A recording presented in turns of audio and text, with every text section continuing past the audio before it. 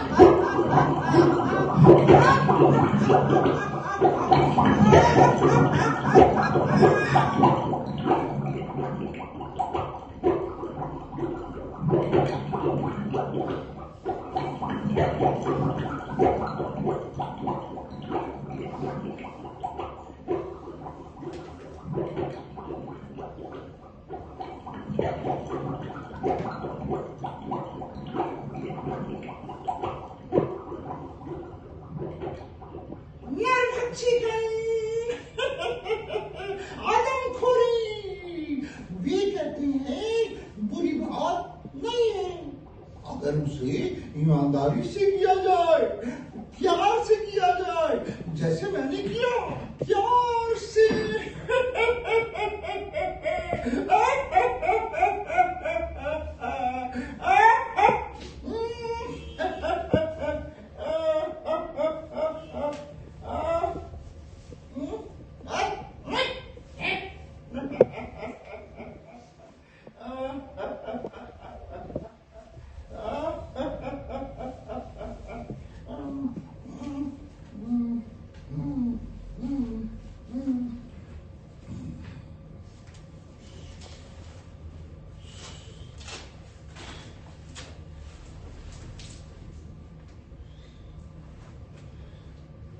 वे दो भाई, मैं उनके नाम नहीं बताऊंगा।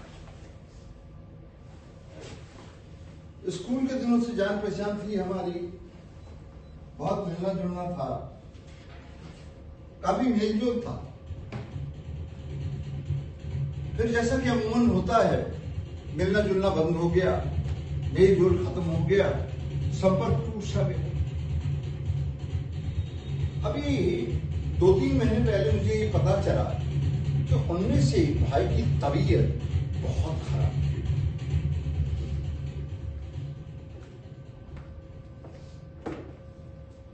मैं शहर से अपने गांव की ओर जा रहा हूं। मेरे दिमाग में एक ख्याल आया है, क्यों ना उन दोनों भाइयों के गांव जाऊं, उनसे मिलूं और उनका हालचाल लेता चलूं। सो मैं जब उनके गांव पहुंचा तो मेरी भेंट एक ही भाई से हो पाई। उसने मुझे देखते ही कहा, हाँ, कितना स्नेह है आपका हमारे ऊपर, जो आप इतने दिनों के बाद इतनी दूर से इतनी रात गए चले आए। बहुत बहुत आभार आपका। फिर मेरे पूछने पर उसने बताया कि आप लोगों ने ठीक ही सुना है, पिछले कुछ वर्षों में मेरे भाई की तबीयत बहुत खराब थी, लेकिन अब वो बिल्कुल ठीक हो गया है। उसे एक बहुत अच्छी सरकारी नौकरी मिल गई है, वहीं गया है पोस्टिंग पर काम करने के लिए। फिर बड़े भाई ने हंसते हंसते मुझे 2 मोटी जलमरी डायरियां दिखाई और मुझसे बोला, यदि कोई इन डायरियों को ध्यानपूर्वक पढ़ ले तो वो मेरी भाई की बीमारी का रहस्य पूरी तरह समझ जाएगा, और फिर आप जैसे सहृदय दोस्त को दिखा देने में हर्ज ही क्या है। मैंने उससे वो डायरियां ली, फिर मैं अपने ठिकाने पे आया।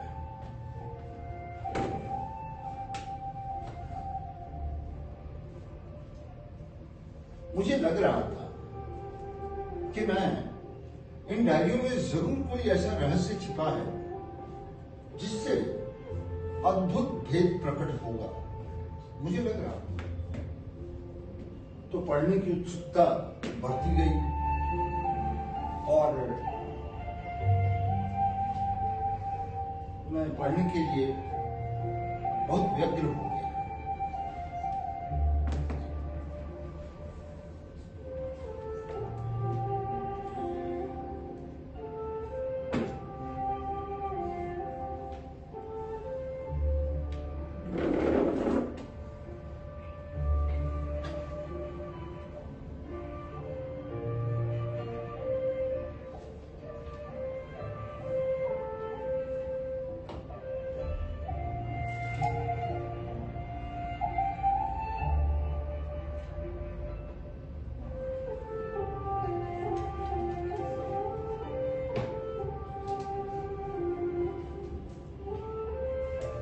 पढ़ने के क्रम में 2-3 पृष्ठ पलटते ही मुझे लग गया कि वो एक मनोरोगी था।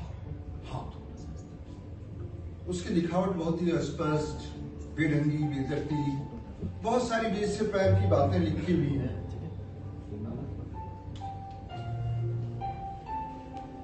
डायरी में तारीखें भी नहीं, केवल स्याहियों के अलग अलग रंग और लिखावट के अलग ढंग से ही जाना जा सकता था कि डायरियों के अंश अलग अलग समय पर लिखे गए। मैंने मनोवैज्ञानिक दृष्टि से शोध में उपयोग में आने वाले कुछ अंशों की नकल कर दी।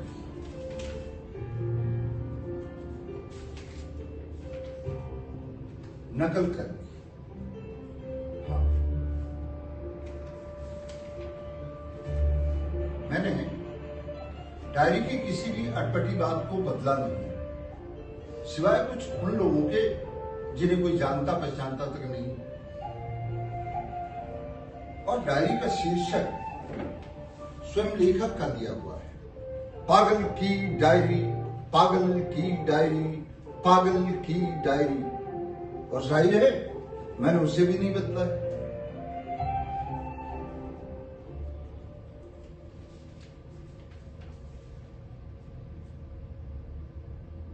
आज की रात चांद बहुत उजला है।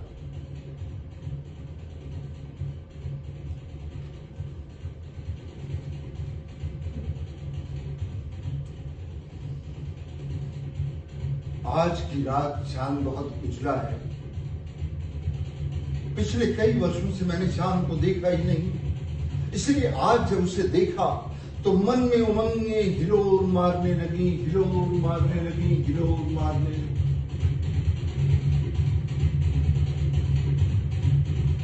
ऐसा लगता है जैसे मेरे पिछले 30 वर्ष अंधेरे में ही बीत गए। हाँ, लेकिन अब मुझे चौकस रहना होगा, बहुत चौकस। कुछ न कुछ गड़बड़ तो है, जरूर कुछ गड़बड़ है। वरना ये शमशेर सिंह का कुत्ता ये मुझे 2 बार क्यों ढूंढता?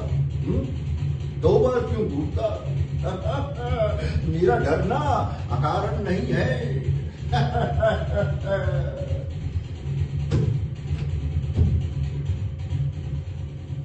आज अंधेरी रात है, चांद का कुछ पता नहीं।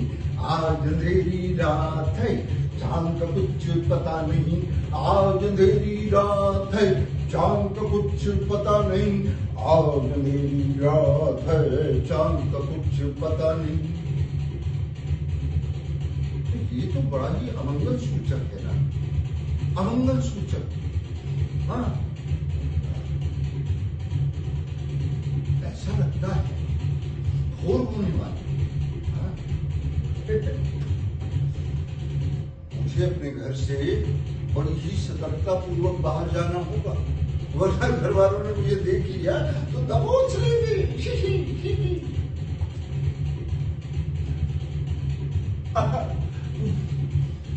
दरवाजे के बाहर शमशेर सिंह ने मुझे ऐसे घूरा मानो वो मेरा खून कर देना चाहता हो, मानो मुझसे डर गया।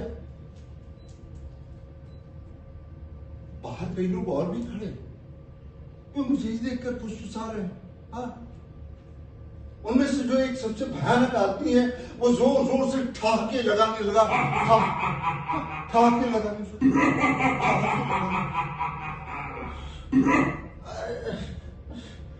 सिर से पैर तक से हल गया। लेकिन मैं समझ गया मैं। हाँ, इन लोगों ने सारी तैयारियां कर रखी है, सारी तैयारियां कर रखी हैं। हाँ, लेकिन मैं डरा नहीं। मैं आगे चलता गया, बढ़ता गया। मेरे आगे कुछ बच्चे भी जा रहे हैं, वे सभी मेरे ही बारे में बातें कर रहे हैं। सबके चेहरे पीले, आंखें फटी। सुनो, रुको ना, मुझे बताओ ना क्या हुआ है। बताओ ना, अरे बताओ ना क्या हुआ है, अरे बताओ तो क्या हुआ है।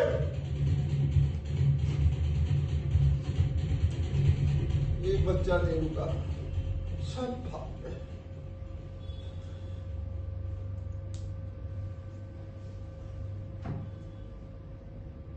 समझ में नहीं आता ये शमशेर सिंह मुझसे नाराज क्यों, या फिर बाहर के लोग मुझसे खफा क्यों, नहीं समझ में।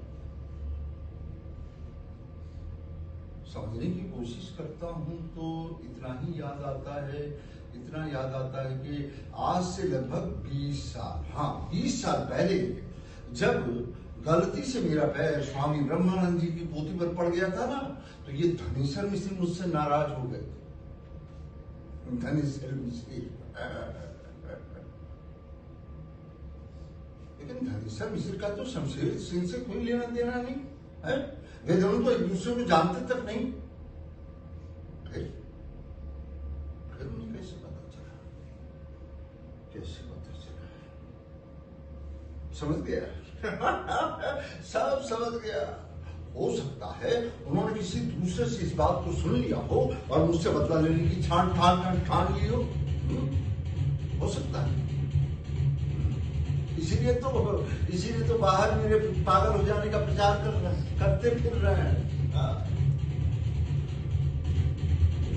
लेकिन ये बच्चे, ये छोटे बच्चे, अरे मैंने इन बच्चों का क्या बिगाड़ा? क्यों मेरे साथ ऐसा बर्ताव कर रहे हैं? मुझे घूर कर देखते हैं जैसे मुझे खा जाएंगे। अरे भाई, ये तो तभी पैदा नहीं हुए थे।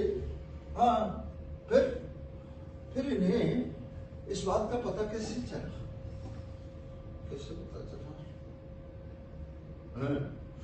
ये भी समझ में आ गया। इन लोगों ने अपने माँ बाप से ये सब सीख लिया है। लेकिन माँ बाप को अपने बच्चों को ऐसी बातें नहीं सिखानी चाहिए, बिल्कुल नहीं सिखानी चाहिए। गलत है ये, बहुत गलत।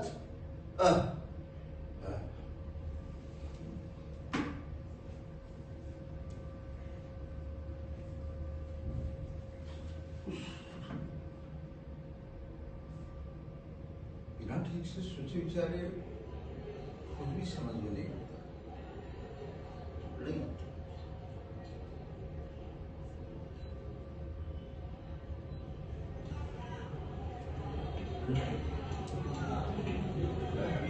इन लोगों को देखिए, देखिए इन लोगों को, खूब जानता हूँ मैं, खूब जानता हूँ। इन लोगों में से तो कई लोगों को मजिस्ट्रेट ने घर में बंद कर रखा था, सब जानता हूँ मैं, सब जानता हूँ। कईयों के माँ बाप फांसी पर लटक चुके हैं, सेठ साहूकारों से धक्का कर, सब जानता हूँ मैं, सब जानता हूँ। कईयों के बहू बेटियों को सरकारी अमले वाले उठा कर ले गए थे, सब जानता हूँ मैं। और कईयों को तो जमींदारों ने बड़ी मार लगाई थी, सब जानता हूँ। जानता नहीं हूं तो क्या है, सब जानता हूं। लेकिन जितना गुस्सा और जितना खून इनकी आंखों में कल उठा, उतना कभी कभी नहीं बाबा, कभी नहीं, कभी नहीं।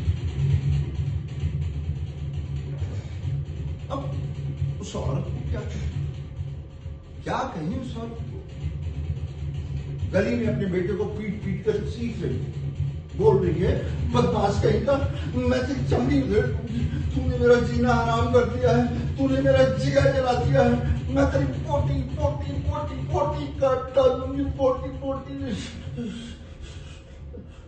वो अपने बेटे को पीट पीट कर चीख रही है और मेरी ओर जलती निगाहों से घूर रही है।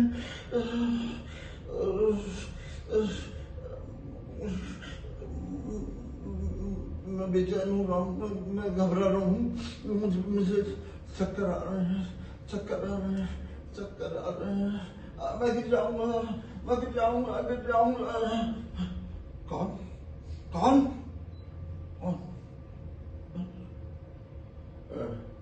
दशरथ काका, काका छोड़ दीजिए मुझे, अब मैं ठीक हूँ। अरे दशरथ काका छोड़िए मुझे, काका छोड़िए मुझे।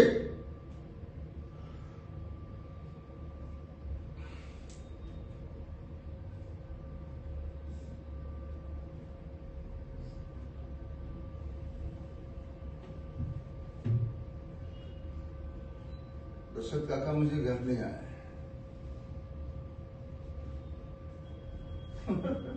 घर वाले सब ऐसे बन गए जैसे मुझे जानते पहचानते तक नहीं, लेकिन मैंने इनकी आंखें पहचान ली है।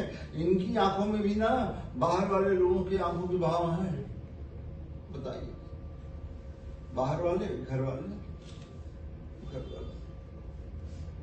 वो देखिए देखिए देखिए देखिए देखिए, दरवाजा बंद करके फटाक से सांकल चढ़ा लिया गया है, जैसे किसी मुर्गी या बत्तख। देखिए अभी सांकल चढ़ाया गया, मैंने पहले ही बोल दिया, मैं जानता था, सब जानता था। जैसे किसी मुर्गी या बत्तख को दड़बे में बंद कर दिया जाता है, वैसे ही। बहुत गड़बड़ है भाई, बहुत गड़बड़ है, ये बहुत गड़बड़ है।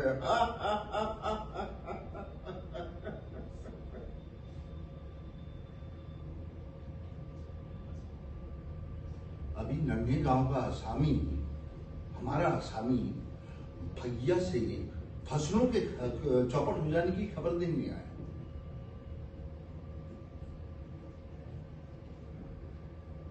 अब वो बता रहा है,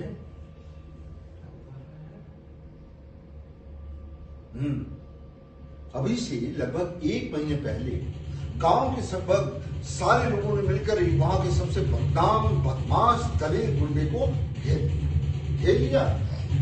लाठियों से ना पीट कर उसका काम तमाम कर रहा था। फिर उसका सीना चीरा और कलेजा निकाल कर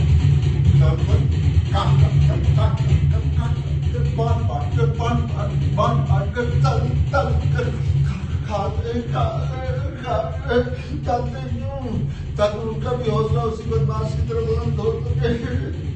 भैया चुपचाप खड़े देख रहे हैं। अरे लेकिन ये तो गलत है ना, गलत है। किसी भी आदमी को मारना नहीं चाहिए, नहीं मारना चाहिए, और मार दिया तो फिर उसे खाना नहीं चाहिए।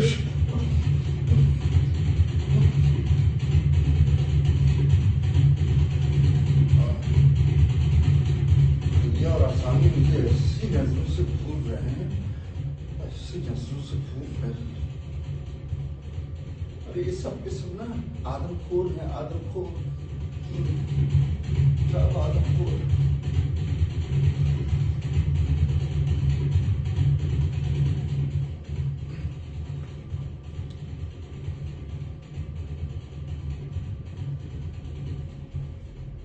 सोच सोच कर ना रोंगटे खड़े हो जाते।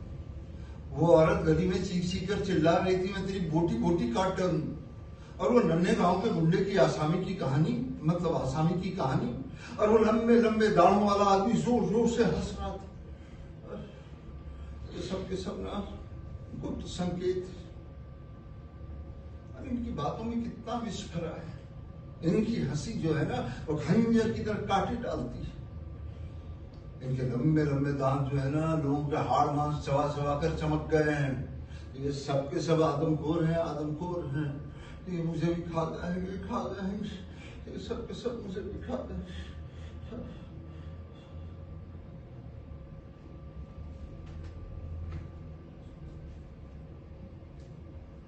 पूरे टाइम दोपहर ही रहती है यहाँ।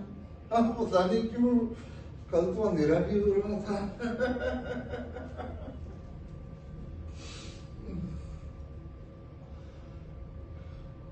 मैं जानता हूं, यद्यपि मैं बुरा आदमी नहीं हूं, लेकिन जब से ना तो स्वामी जी की पोथी पर मेरा पैर गलती से पड़ गया, ये लोग तो मेरे पीछे ही पड़ गए।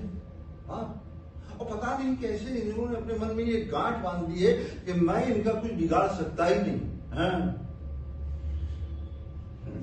समझता हूं। दरअसल ये लोग जब किसी के पीछे पड़ जाते हैं ना तो उसे बदमाश मान लेते हैं। फिर तो ऐसे ऐसे षड्यंत्र, ऐसे ऐसे कुचक्र, बाबा रे बाबा। याद आता है मुझे, याद आता है। भैया ना बचपन में मुझे निबंध लिखना सिखाया करते, निबंध लिखना सिखाया करते थे। तो मैं निबंध लिखते समय जब किसी अच्छी चीज, अच्छे विषय, अच्छे आदमी के बारे में लिखते समय उसका कुछ बुरा दिखा देता, बुराई कर देता, भैया प्रसन्न हो जाते थे। वही मैं किसी बुरे आदमी, बुरे विषय या बुरे मतलब बुरी चीज के बारे में लिखते समय उसकी हल्की सी भलाई दिखा देता, भैया नाराज हो जाते। बहुत खूब, ये तुम्हारी नई सूझ है, अरे पछताओगे बेटा। बताइए आप ऐसे लोगों की था कैसे पा सकते हैं? पा सकते हैं, खासकर तब जब वो आपको खा जाने के बारे में सोच रहे हो। नहीं पा सकते।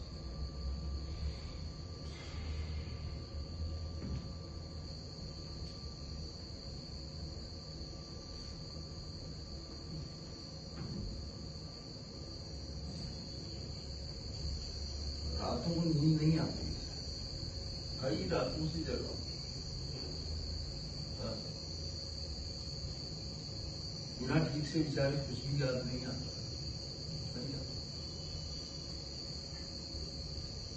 याद करता हूं ना तो केवल इतना याद आता है कि आदिम काल में लोग नरमांस खाया करते थे। हाँ, लेकिन कब से ये याद नहीं पड़ता। कब से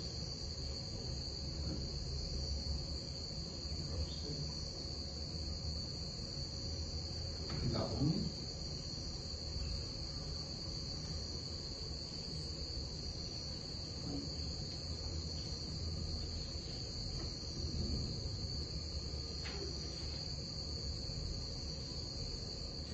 इसमें नहीं है।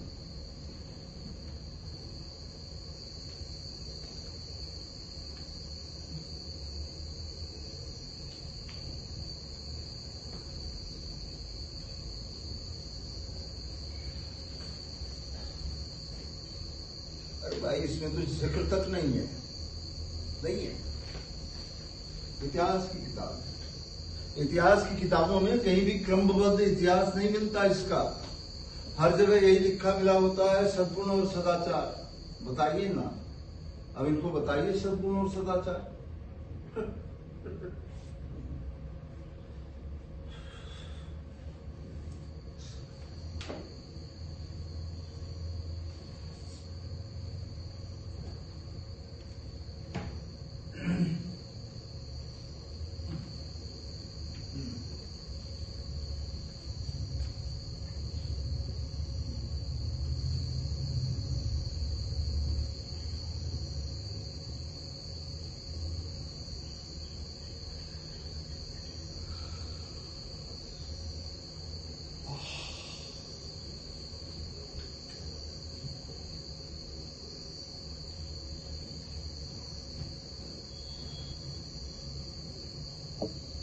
रात हो गई, नींद नहीं आती।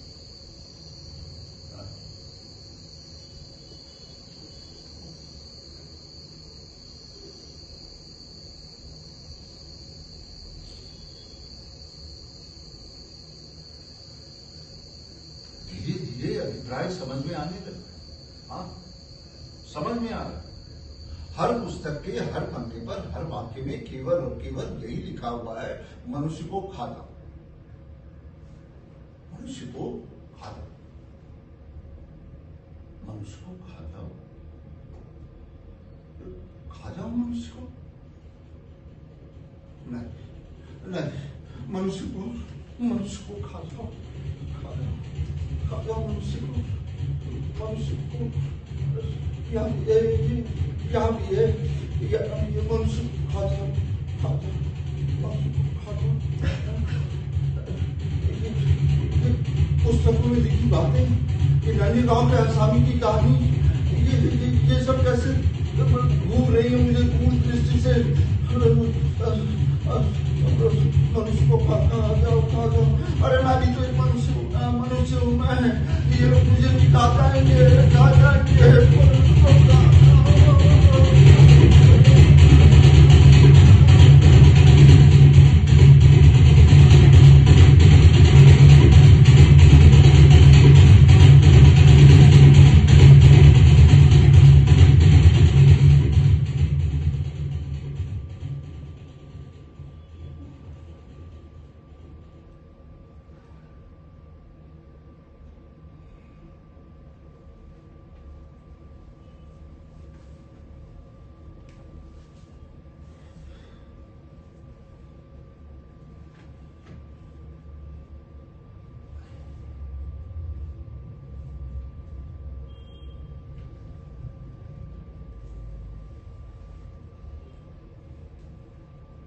सुबह देर तक इधर उधर के काम करता रहा, मुझे अच्छा नहीं लग रहा, सब उदास उदास।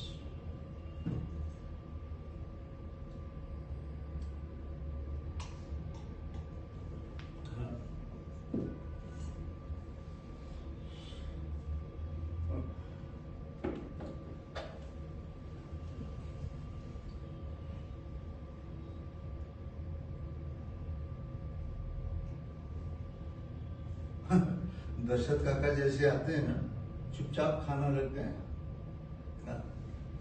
भूख तो लगी, लेकिन क्या है खाने में।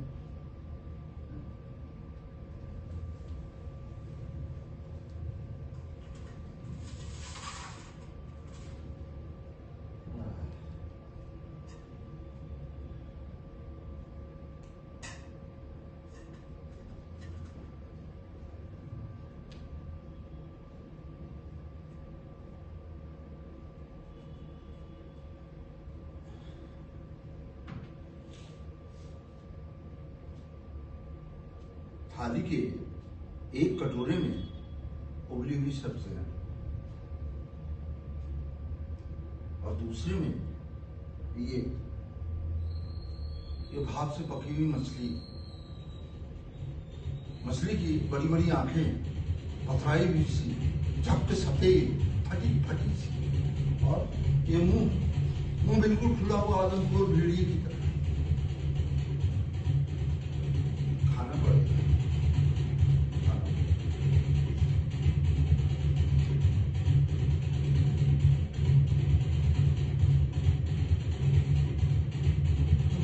मैं खा रहा हूँ,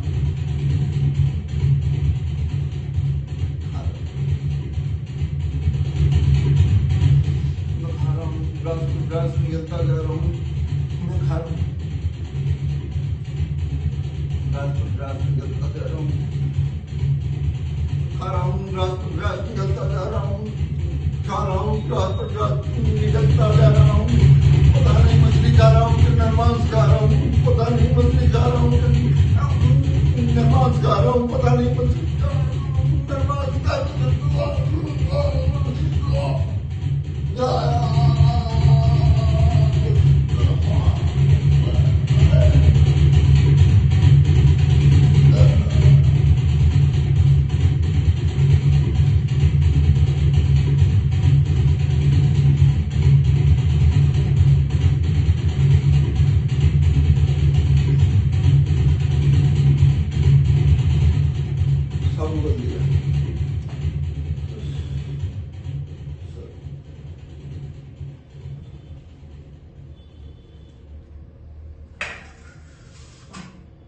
दशरथ काका, काका, अरे वो काका। हाँ दशरथ काका, काका भैया से कहो ना आंगन की ओर वाला दरवाजा खुलवा दें। मेरा इस कोठरी में दम घुटता है, थोड़ी देर आंगन में टहलूंगा, कहो ना काका। काका जैसे आए थे ना से चुपचाप चले गए, लौटे।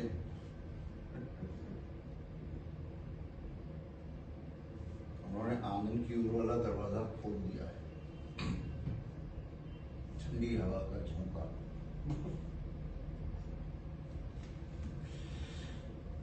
आंगन की ओर वाला दरवाजा खुला है, लेकिन मैं आंगन में नहीं गया। मैं देखना चाहता हूँ ये लोग मेरे साथ क्या करते हैं। क्या करते हैं।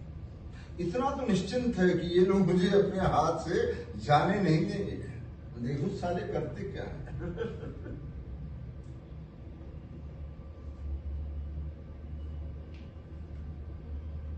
भैया बड़े ही सधे हुए कदमों से कोठरी में आ रहे हैं। उनके पीछे एक बुढ़ा है। बुढ़े की खून की प्यासी आंखों में कटार सी चमक। वो मुझसे नजरें नहीं मिलाना चाहता कि कहीं मुझसे ताड़ न जाऊं। भैया प्रणाम। आज तो तुम्हारी तबीयत बहुत अच्छी है। जी भैया, आज दुनिया को बुलवाया तो दिखलवाने के लिए दिखला लो। जी बहुत अच्छा। मैं समझ गया। दरअसल वो बुद्धा हकीम नहीं है, हकीम की वेश में जल्लाद है, जल्लाद। मेरी नफ्स टटोल कर देखेगा कि मेरे अंदर कितना मांस है, अनुमान लगाएगा। बदले में उसे ना अधिक मांस पाने का लालच है। मैं आदमखोर नहीं, लेकिन लोगों से ज्यादा सांस लेने के अंदर मैं डरा नहीं।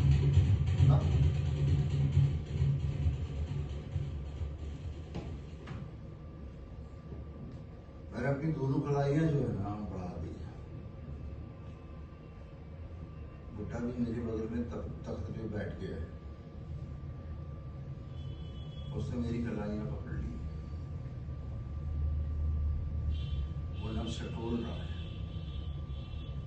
उसकी आंखें बंद हैं, नब्ज टटोल रहा है।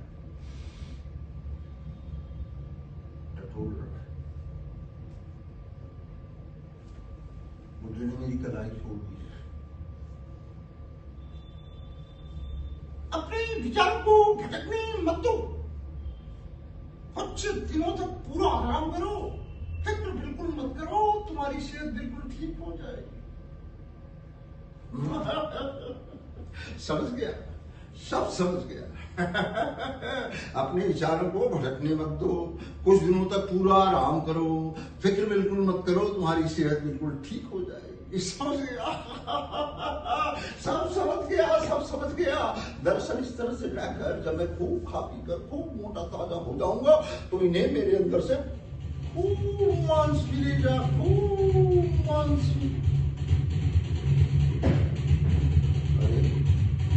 तुम्हें तो खूब मांस मिलेगा, पर मुझे क्या मिलेगा मुझे?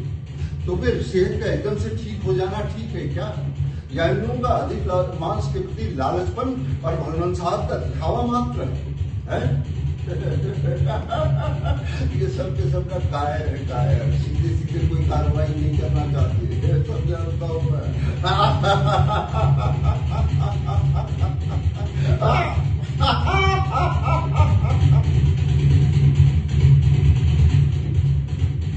मेरी हंसी में ना सत्यनिष्ठा और निर्भीकता छिपी है।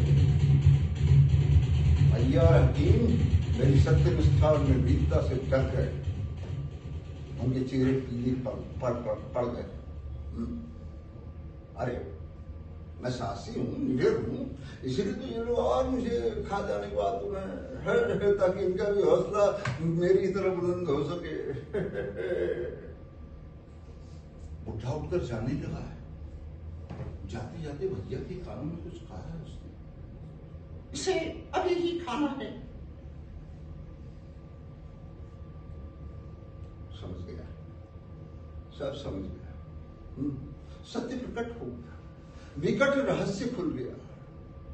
मन को धक्का तो लगा, बहुत धक्का लगा, लेकिन ये तो होना ही था। मैं जानता था मेरा अपना सहोदर बड़ा भाई मुझे खा जाने के षड्यंत्र में लोगों के साथ शामिल है। अरे अरे, ये आदमखोर मेरा ही अपना बड़ा भाई है, अपना ही बड़ा भाई है। कितने दुख की बात है ना, कितने दुख की बात है कि मैं एक आदमखोर का छोटा भाई हूँ।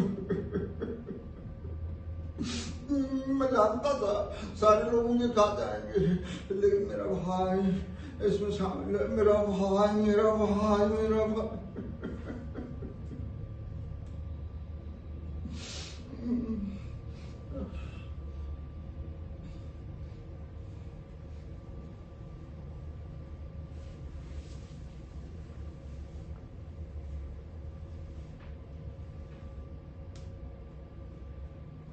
अभी ना मेरे दिमाग में एक दूसरी बात आ रही है। हाँ, हो सकता हो वो बुढ़े ने, हकीम ने भैया के हाथ में जो वो दवा की छोटी सी पुड़िया रखी थी ना, मैंने देखी थी वो पुड़िया जो रखी थी ना, उसी के बारे में कहा हो इसे अभी ही खाना। हो सकता है, क्यों? हो सकता है, क्यों नहीं हो सकता? बिल्कुल हो सकता है। लेकिन उससे क्या होता है उससे? मैंने हकीमों के पुरखों की पोथियों में खूब पढ़ा है, साफ पढ़ा है कि नरमांस को उबाल कर खाया जा सकता है। तो वो बुढ़ा, वो हकीम, वो साला जल्लाद का बच्चा, वो आदमखोर ठहरा कि नहीं? अरे वो तो आदमखोर ठहरा। हाँ, ठहरा।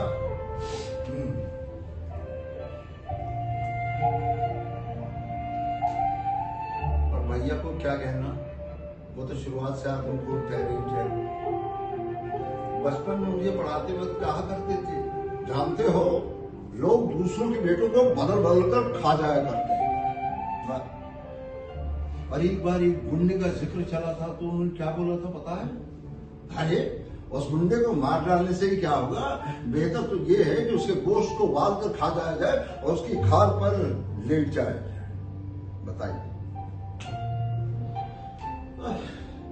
भैया ना शुरुआत से खूंखार ठहरे, आज उससे क्या छिपा है? अब चूंकि उनके लिए दूसरे के बेटों को बदल कर खा जाना उचित है, तब तो किसी भी चीज को बदला जा सकता है, किसी भी चीज को खाया जा सकता है। तब मैं छोटा था, है ना? सुनकर जोर का धक्का लगा था मेरे दिल को जब नन्ही गांव के आसामी ने उस गुंडे की कहानी सुनाई थी। और भैया चुपचाप खड़े मुस्कुराते रहे, सिर झुका लिया उन्होंने, जैसे ये सब बिल्कुल सही हुआ। तब मेरी उम्र कच्ची थी, भैया जो भी बोलते थे ना, मैं चुपचाप सुन लिया करता था, सोचता नहीं था। लेकिन अब मुझे सब समझ में आता है, सब समझ में आता है।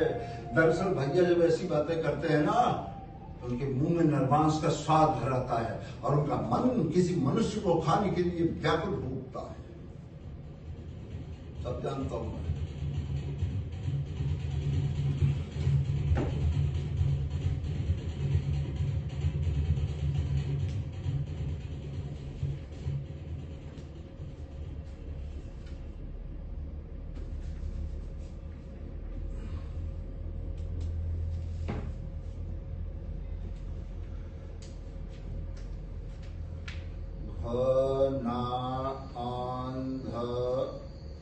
अंधकार है,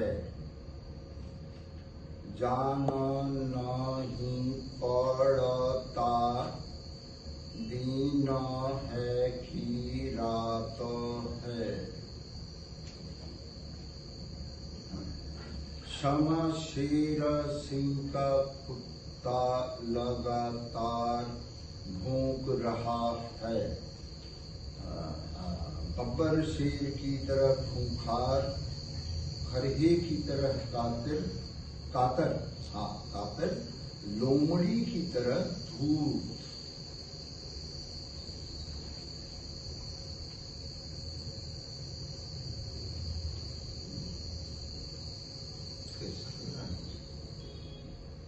ये आवाजें कैसी आ रही?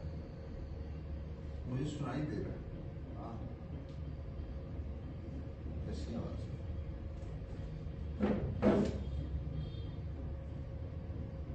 कहाँ से आ रही है आवाज? कहाँ से आ रही है? कहाँ से आ रही है आवाज?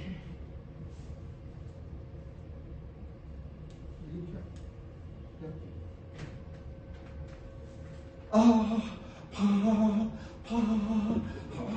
फांसी फांसी फांसी फांसी का फंदा, फांसी का फंदा।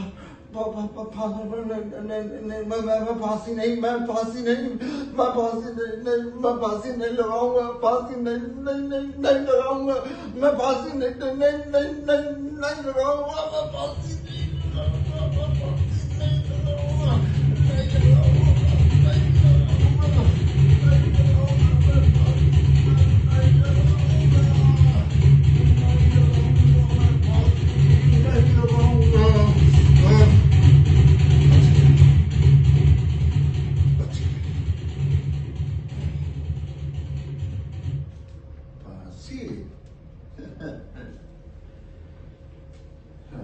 अरे मैं उन लोगों को खूब जानता हूँ, खूब। सीधे सीधे किसी को नहीं मारेंगे, ऐसा करने का साहस नहीं है उनमें।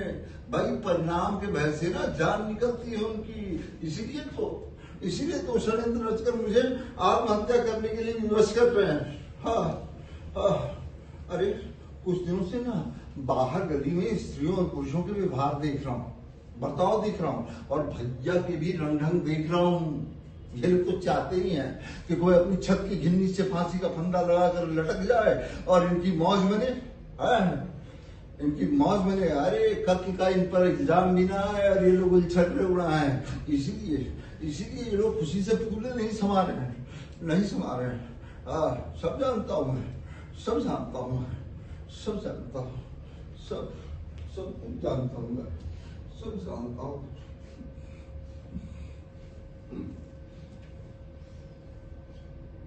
लेकिन ये लोग ना मुर्दार गोश्त खाते हैं। मुर्दार समझते हैं आप लोग? मुर्दार मतलब सड़ा गला मांस।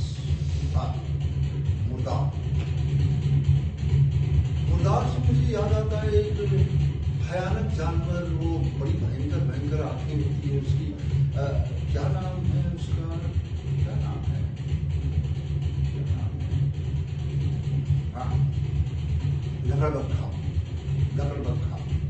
लकड़बग्घा केवल मुर्दार गोश्त खाता है।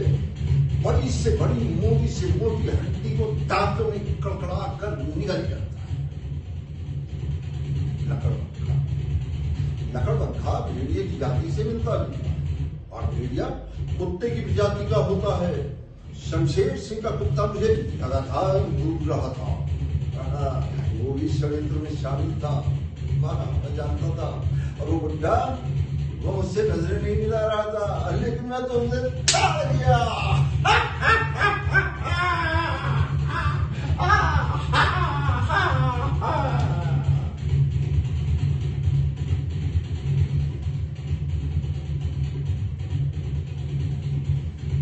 लेकिन मुझे ना अपने बड़े भैया के लिए बहुत दुख, सच बहुत दुख। अरे भाई, वो भी तो एक मनुष्य है ना, मनुष्य है वो, तो फिर उसे डर क्यों नहीं लगता? क्यों मुझे खा जाने के षड्यंत्र में वो दूसरों के साथ शामिल हो गया? जानते हैं, दरअसल जो हमेशा से परंपरा चली आती है ना, जो हमेशा से होता आया है, उसे कर डालने में ये लोग पाप और अपराध नहीं समझते, नहीं समझते। या फिर भैया जानते हो कि ये पाप है, अपराध है, फिर भी मुझे खा जाने के षड्यंत्र में उन्होंने इन लोगों साथ मिलकर अपने दिल पर पत्थर रख लिया, पत्थर रख लिया है। मेरा भाई।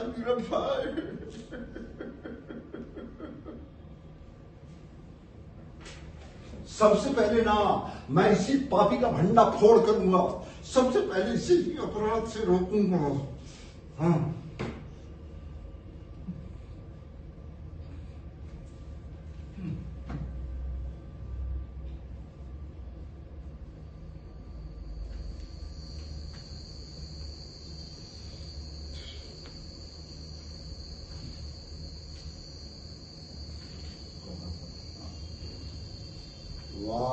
वास्तव में इस तरह को तो पहले ही मान लिया जाना चाहिए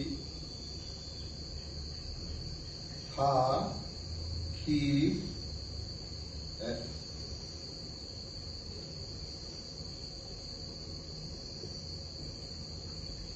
ऐसा लग रहा है ना जैसे कोठरी में कोई आया हो।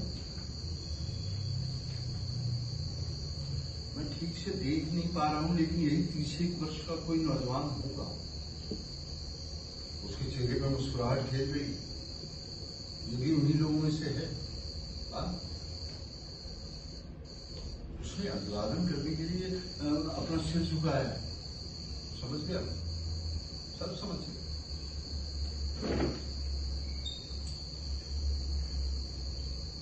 बताओ, नरमांस खाना उचित है क्या?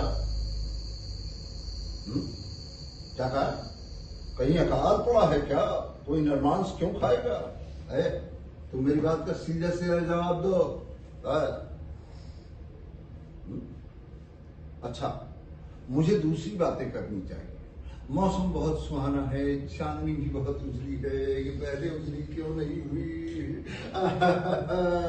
है तो मेरी बात का सीधा सीधा जवाब दो। नरमांस खाना उचित है क्या? है नहीं? तो लोग ऐसा क्यों कर रहे हैं? क्यों कर रहे हैं? है? अच्छा, मतलब बताऊं तुम्हें, जाकर देखो। देखो, नन्हे गांव में लोग नरमांस खा रहे हैं। सारे धर्म ग्रंथों में, पोथी पत्रों में यही लिखा हुआ है, लाल लाल लाल लाल अक्षरों में। जा देखो। क्या? अच्छा, नहीं पढ़ता मैं फजूल के झगड़ों में। तुम बहस नहीं करना चाहते? अरे जाओ ना यार, तुम्हें कोई जानकारी नहीं है, तुम बहस क्या करोगे?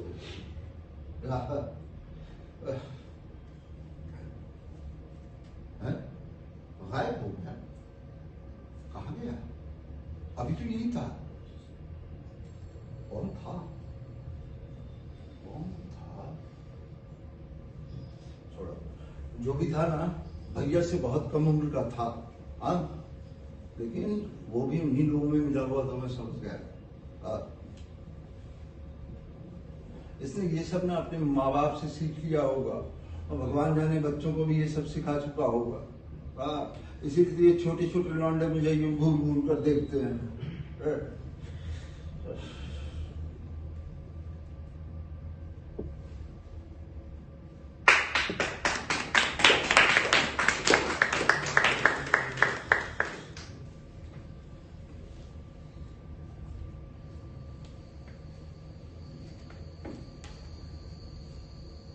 थोड़ी देर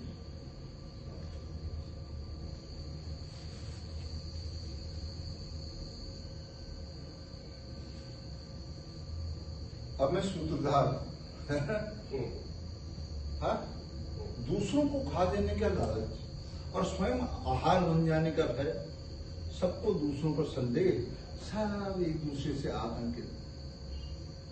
यदि किसी प्रकार इस परस्पर भय से लोगों को मुक्ति मिल सके तो कहीं भी रह सकते हैं, मिलजुल कर या अकेले, कहीं भी आ जा सकते हैं, कुछ भी कर सकते हैं, लेकिन अच्छा है ना, खा पी सकते हैं, चैन की नींद सो सकते।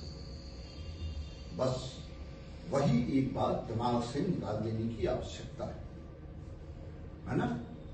लेकिन देखिए ना, कहाँ कर पा रहे हैं लोग ऐसा। इसीलिए बाप बेटे, भाई भाई, माँ बाप, पति पत्नी, सब मित्र गुरु शिष्य सारे एक दूसरे को खा जाने के षड्यंत्र में लगे हुए हैं और दूसरों को भी इसमें घसीट रहे हैं। और कोई इससे निकल जाने को तैयार नहीं। जाने क्या होगा।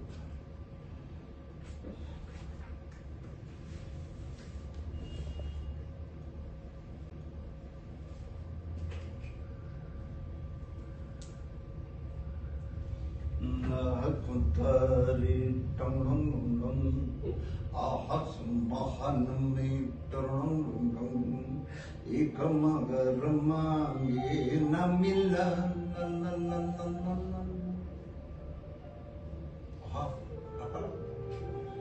मौसम बड़ा सुहाना है।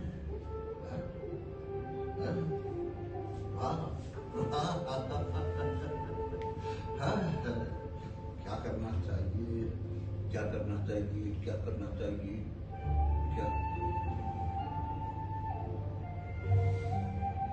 आज भैया से मिलकर सारी बातें साफ साफ कर लेनी चाहिए, बिना डरे, बिना डरे।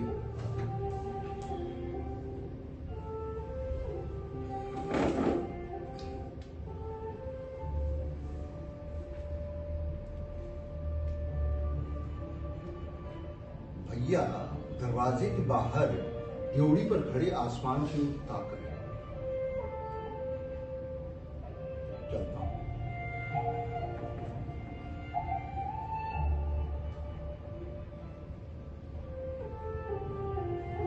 भैया भैया भैया कुछ कहने की इजाजत चाहता हूं। कहूं? कहूं क्या कहूं, कैसे कहूं? नहीं कहूं, नहीं भैया, कहता हूं भैया। भैया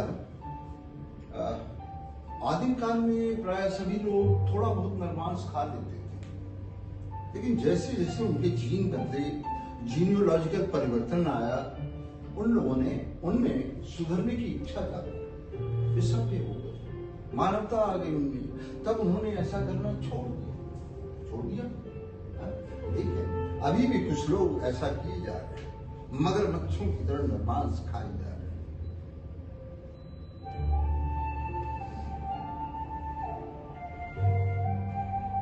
कहते हैं ना, जीवों का जीवों से विकास हुआ। ऐसे ही कुछ जीव विकास करके मछली बन गए, कुछ पक्षी बन गए और कुछ बंदर बन गए। मानव का भी ऐसे ही विकास होके हुआ है ना। अच्छा, अब नरमांस खाने वाले असभ्य लोग नरमांस न खाने वाले सभ्य लोगों की तुलना में कितने लज्जित महसूस करते हो, है?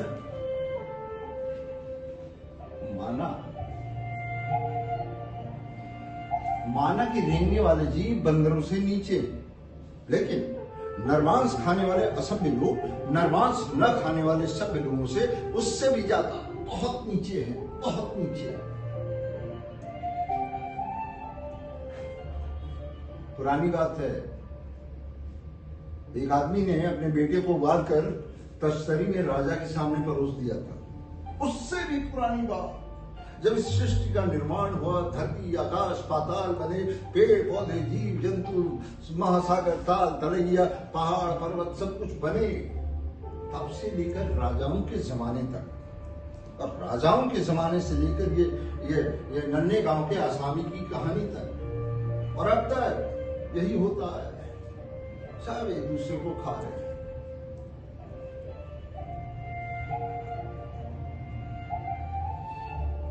अभी पिछले ही साल तो शहर में एक आदमी का कत्ल करके गिरा दिया गया था। उसका गरम गरम बहता लाल लहू देखकर एक टीबी के मरीज ने उसमें डबल रोटी डुबाई और खा लिया।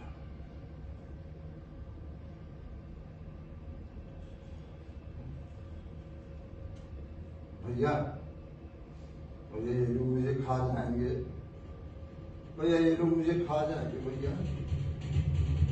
भैया मैं जानता हूँ अकेले तुम्हारे बस का नहीं है इन सबको रोक पाना, लेकिन भैया मुझे खा जाने के षड्यंत्र में तुम कैसे शामिल हो गए? भैया कैसे शामिल हो गए? भैया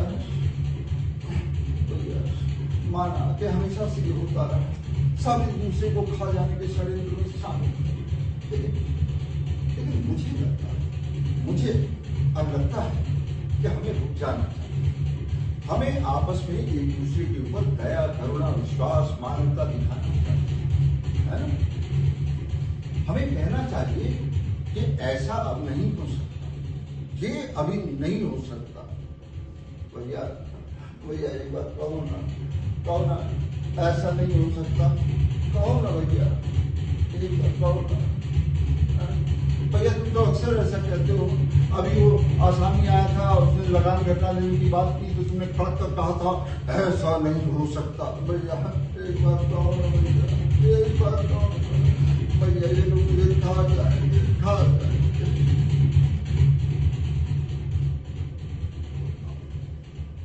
भैया पहले तो मुस्कुराते लापरवाही दिखाते हुए चुपचाप खड़े रहे, लेकिन जैसे ही उन्हें लग गया कि मैंने उनका भांडा फोड़ कर दिया है, वे गुस्से से उबल पड़े हैं। उनकी आंखों में खून उतर आया है, लेकिन चेहरा बहस से पीला है। मैं बाहर देख पा रहा हूं, बहुत सारे लोग हैं। हाँ, शमशेर सिंह भी अपना कुत्ता लिए खड़ा है।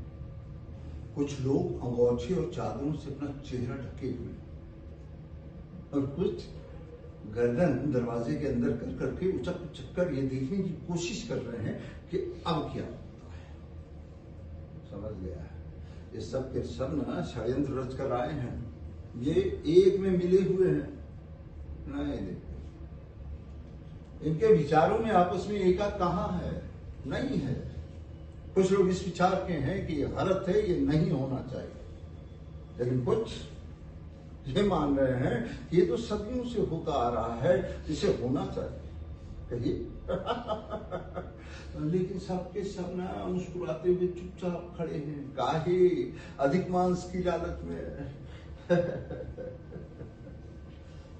भैया उबल पड़े हैं,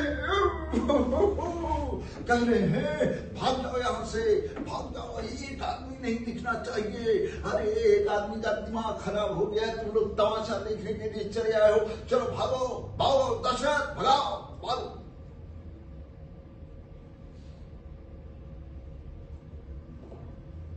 लेकिन मैं देख पा रहा हूं कोई भी टलने को तैयार नहीं है। सब चुपचाप मुस्कुराते हुए खड़े हैं। इन सबने आपस में षड्यंत्र रचा है। ये मुझे खत्म कर देना चाहते हैं। हाँ पक्का, इसीलिए तो मुझे पागल मानकर बाहर मेरे पागल होने का प्रचार कर रहे हैं। सब जानता हूं। दशरथ काका, मुझे क्या कर रहे हैं आप? अब मैं चुपचाप खड़ा हूं, उन लोगों को रोकिए ना। तुम सबके सब, यह गलत है, ऐसा नहीं चलेगा, बंद करो इसे। याद रखो, भविष्य में दुनिया में आदमखोरी नहीं चल सकेगी, नहीं चल सकेगी। अगर तुम लोग नहीं रुके ना तो सबके सब खत्म हो जाओगे, खत्म हो जाओगे। भागो यहां से।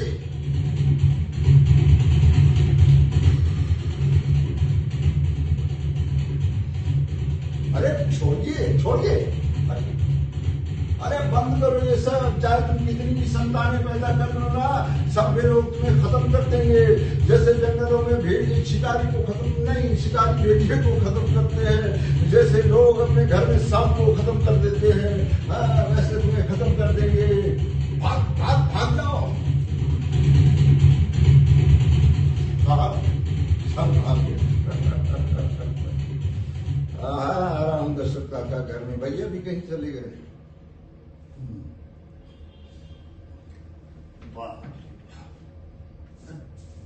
इतने दिनों का जगह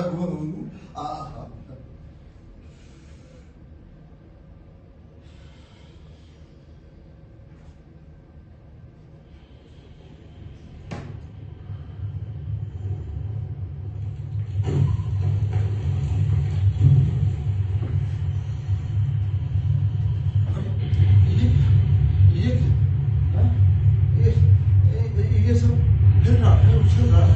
वो मेज कुर्सी मेरी तरफ मैं गिर जाऊंगा, गिर जाऊंगा, गिर जाऊंगा, गिर जाऊंगा।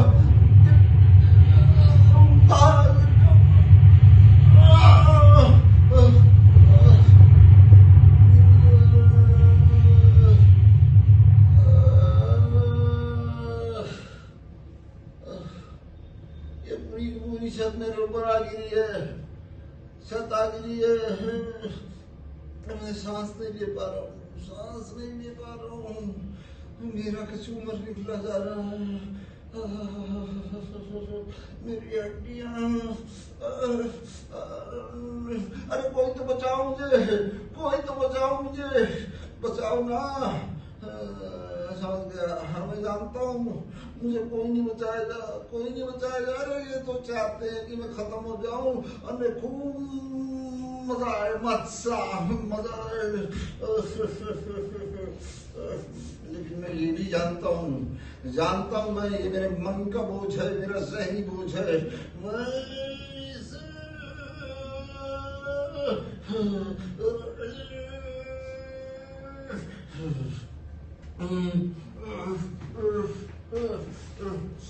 सुन लो, मैंने अपने मन के बोझ को उतार फेंका है ना?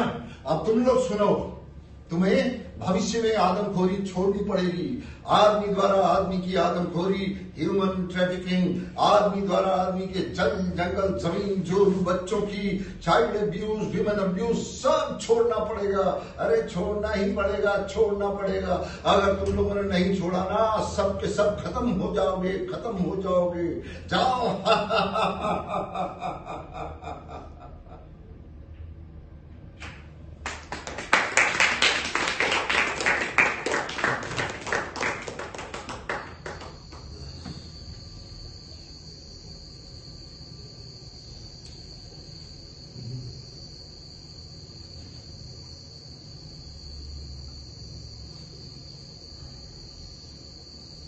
कोठी हमेशा अंधकार रहता है,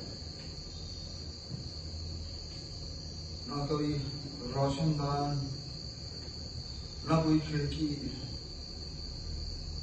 ना रोशनी की एक किरण,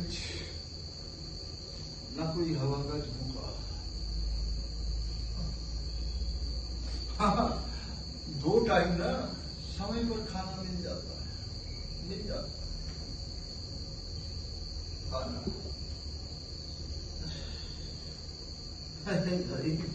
यही खाना, यही भूख, यही पेट, इसी से मेलजोल है, इसी से मारामारी है, सब खत्म।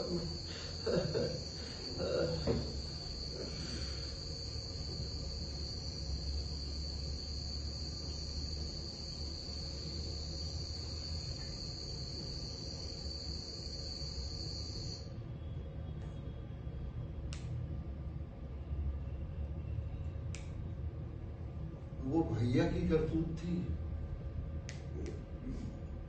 मैं जानता था वो भैया की करतूत थी, जानता था मैं भैया की करतूत थी। भैया ने मेरी छोटी बहन को खा लिया था, भैया ने मेरी छोटी बहन को खा लिया था। कितनी प्यारी थी मेरी बहन, मासूम छोटी मेरी बहन, गोल गुलाबी चेहरा, सुतवासी पतली नाक, पतले पतले लाल लाल होठ, बड़ी बड़ी नीली आंखें। कितनी प्यारी थी मेरी बहन, कितनी सुंदर थी, सुंदर। भैया ने मेरी बहन को खा लिया था, मैं जानता था, सब जानता था। माँ रो रो कर हल्कान हुई जा रही थी, माँ रो रो कर हल्कान हुई जा रही थी, और भैया जोर जोर से ढाढ़स बंधा रहे थे, खूब जोर जोर से। क्यों भैया जोर जोर से ढाढ़स बंधा रहे थे बताइए? उन्हें पता था कि उन्होंने ही बहन को खाया है। मुझे तो पता ही था भैया ने बहन को खाया था। माँ रो रो कर हल्कान में जा रही थी, लेकिन उन्होंने किसी से कुछ नहीं कहा। रोती जा रही थी लेकिन कुछ नहीं कहा।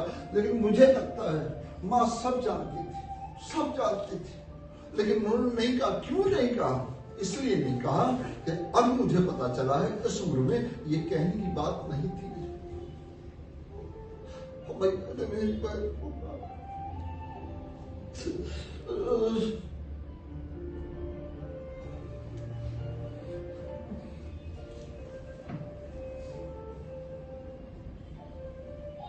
कितनी भयानक बात है ना, बहुत भयानक बात है, बहुत भयानक बात है। पिताजी को गुजरे हुए भी कुछ ही समय हुए थे कि छोटी बहन की मृत्यु हो गई। अरे ये आदमखोर लोग जो होते हैं ना, ये दूसरे आदमियों का भांति भांति से उपयोग करते हैं, विभिन्न प्रकार से उपयोग करते हैं। ऐसे ही भैया ने भी बहन का कुछ उपयोग किया हो, मतलब आप समझ लीजिए कि वो फ्राइड राइस में, पुलाव में, बिरयानी में किया होगा ना, जरूर किया होगा, जरूर किया होगा। और मैंने भी उसमें थोड़ा खाया होगा, खाया होगा, खाया होगा, खाया। और अब मेरी बारी है। हाँ, मैं जानता हूँ, ये भी जानता हूँ, सब समझता हूँ। अब मेरी बारी है, मेरी बारी। सच में कितनी कितनी कितनी कितनी भयंकर बात है ना। मैं ऐसे लोगों के बीच रह रहा हूँ जो पिछले 4000 वर्षों से आदमखोर रहे, नरभक्षी रहे। बताइए ना, हमारे बुजुर्ग पिछले 4000 वर्षों से जिनकी हम संतान है, आदमखोर रहे, आदमखोर रहे, आदमखोर रहे, आदमखोर रहे, आदमखोर रहे, सब आदमखोर रहे।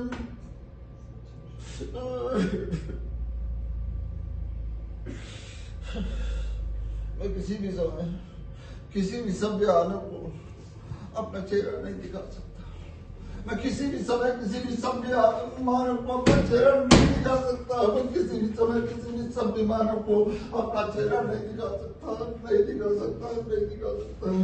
आप लोग तो सभ्य है ना, सभ्य आप लोग, कम से कम मैं ऐसा मानता हूँ, आप लोग सभ्य हैं, सभ्य है आप लोग। मैं आपको अपना चेहरा नहीं दिखा सकता, नहीं दिखा सकता, नहीं दिखा सकता, नहीं दिखा सकता, नहीं दिखा सकता, नहीं दिखा सकता, नहीं दिखा सकता, नहीं दिखा सकता,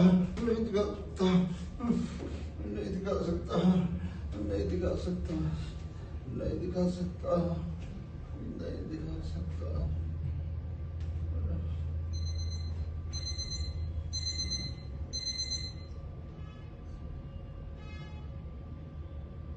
नहीं दिखा सकता, नहीं नहीं नहीं दिखा सकता, नहीं दिखा सकता, नहीं दिखा सकता, नहीं दिखा सकता, नहीं नहीं नहीं दिखा सकता, नहीं दिखा सकता, नहीं दिखा सकता, नहीं दिखा सकता, नहीं दिखा सकता, नहीं दिखा सकता।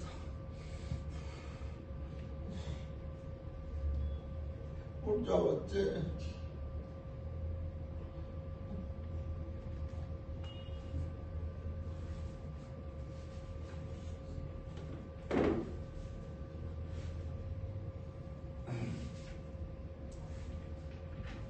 संभव है नई पीढ़ी के छोटे बच्चों ने अभी नरमांस ना खाया, ना चखा हो, तो आइए इन बच्चों को तो बचा लें। हमें इन बच्चों को बचाना होगा, बिल्कुल बचाना होगा। अगर हम अपना कल्याण चाहते हैं तो बचाना होगा। मतलब समझते हैं इसका? हमें बच्चों को सभ्य सुसंस्कृत बनाना होगा, उनके अंदर सौहार्दता, समरसता, एक दूसरे से मेल जोल की भावना देनी होगी। और फिर उन्हें किताबी ज्ञान भी मिले, ऐसा ज्ञान मिले जिससे वो सभ्य समाज, विकसित राष्ट्र और विश्व शांति की परिकल्पना को साकार कर पाए। ला ला ला ला ला ला ला ला ला ला ला ला ला ला ला ला ला ला। हम है राही प्यार के, हमसे कुछ न बोलिए, जो भी प्यार से मिला हम उसी के बोलिए। धन्यवाद, बहुत बहुत धन्यवाद। बस एक मिनट और, तो ये रही सांस्कृतिक इकाई श्यामावतम रांची झारखंड की प्रस्तुति। अब कैसा लगा आप लोगों को, ये तो फिर आप ही जानते हैं। तो मैं बता दूं कि इसमें परिकल्पना, अभिनय, निर्देशन मेरा था। ये मैं बहुत आभारी हूँ third well art and cultural society का, जिन्होंने मुझे ये मौका दिया, हम लोगों को मौका दिया है ना। मैं लाइट्स पे जो थे अजय भाई, उनको बनाना चाहूँगा। साउंड पे थे कार्तिकेय। ठीक है, बहुत बहुत धन्यवाद।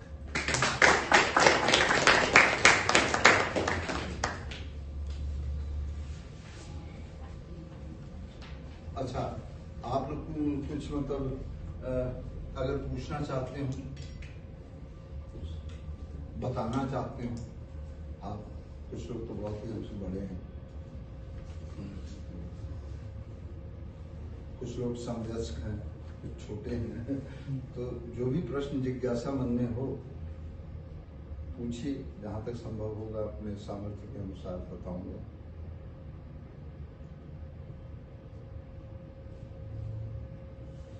यही नाटक क्यों सोचा आपने करने के लिए? सर, मेरे 5 एकल नाटक चल रहे हैं सर।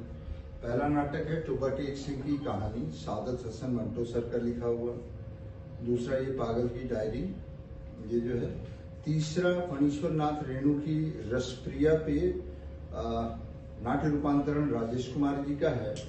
और संवाद वगैरह मैंने लिखा है। एक्चुअली रसप्रिया नहीं बोला जाता है, वहां मिथिलांचल में पूर्णिया, सहरसा वगैरह में रसपीरिया बोलते हैं, तो उसको मैंने बनाया रसपीरिया, रस संग। इसके भी शो हुए सर। फिर नरेंद्र कोहली जी की कहानी दृष्टि देश में यकायक, उसका मैंने अपने सामर्थ्यानुसार जो है रूपांतरण किया। कैसे जीऊंगा मैं, वो जो है कि बिल्कुल जो है कि बहुत ही संवेदना वाली कहानी है, क्योंकि 60 साल का व्यक्ति है। वो उसका रुदन है कि वो जब बच्चा था, उसके सारे लोग, घर परिवार के लोग पढ़ लिख के बहुत अच्छा करके और जो है कि बड़े संभ्रांत हो गए, समृद्ध हो गए, लेकिन उसकी आंखों से धुंधला दिखता था बचपन से, और उसका इलाज नहीं हो सका। सबके बेटे बड़े बड़े अफसर बन गए, कुछ कुछ बन गए, इनका बेटा क्लर्क बना रहा। लेकिन उसका एक दोस्त, वो ब्रिटेन से, लंदन से आंख की डॉक्टरी पढ़ के आया।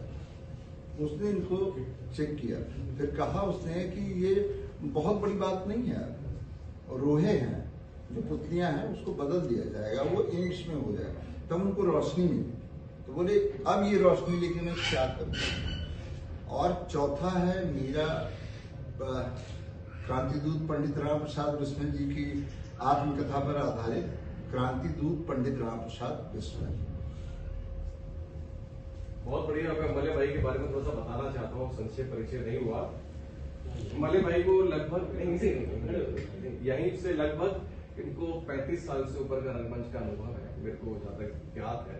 हो सकता 40 भी हो गए हों। तो इलाहाबाद के सीनियर एक्टरों में से थे और बहुत अच्छा काम करते थे। फिर दिल्ली इनका आगमन हुआ तो 92 आई थिंक 92 से और 95 या 6 तक आप 99 तक 2 टेन्योर्स में Shriram centre for performing arts repertory में, Shriram centre performing art repertory में कलाकार थे बतौर। फिर उन्होंने बहुत सारे सीरियल भी किए, टेलीफिल्म्स भी की, श्याम भाई के साथ भी, मेरे साथ भी 2 प्रोजेक्ट किए उन्होंने। और वो अनुभव झलक भी रहा था कि आपने 1 घंटा लगभग 15 मिनट या 10 मिनट के आसपास अकेले पूरा मन संभाला और इतनी दूर से नाटक करने और इतनी अच्छी प्रस्तुति दी, उसके लिए एक बार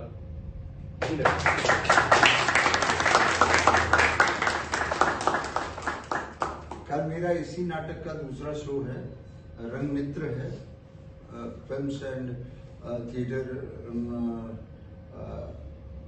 हाँ थिएटर सोसाइटी, मित्र सोसाइटी, हाँ मित्र रंगमंच सोसाइटी है। तो वहाँ पे है कल 5 बजे से, तो अपने लोगों को बताइए अगर रात से। नहीं, मेरा सवाल जो था वो थोड़ा सा अलग था। जी सर। वो ये था कि ये जो कहानी है एक्चुअली लूशुन की कहानी है जी, तो इसी कहानी को मतलब मुझे पता है आप 5 एकल और कर चुके हो और बहुत बड़ा अनुभव है। नहीं सर, कुछ नहीं। तो ये जो कहानी है वो